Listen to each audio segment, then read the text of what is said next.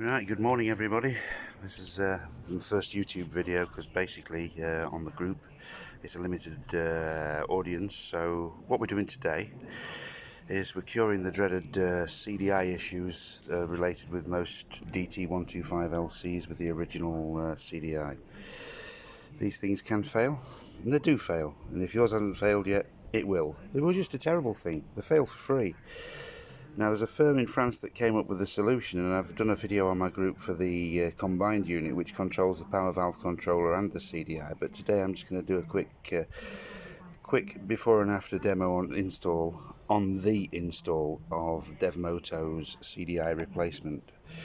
There's a few things that you don't use because the replacement CDI is actually a DC CDI, so it does not use the green AC coil which feeds the original CDI, so you end up with a much better powerful spark from kick-up because it's using battery voltage to generate the spark as opposed to the magneto doing its job.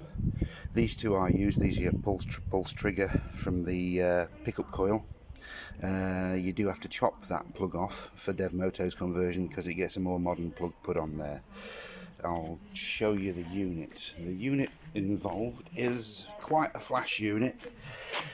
It's a programmable unit. It comes with so much more functionality than the original unit, for the simple reason is it's got quick shift interrupter, programmable maps for ignition curves.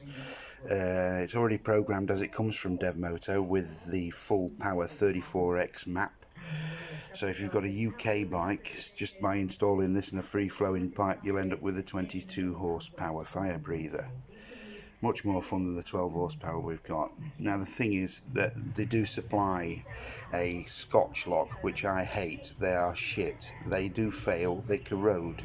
To connect into the brown wire on the because the whole thing's powered from the battery now, it takes a pickup from that wire there. Not to be confused, that's the one that feeds the YPVS controller.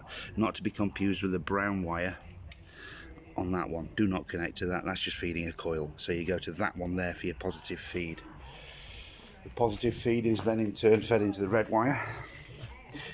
The red wire here.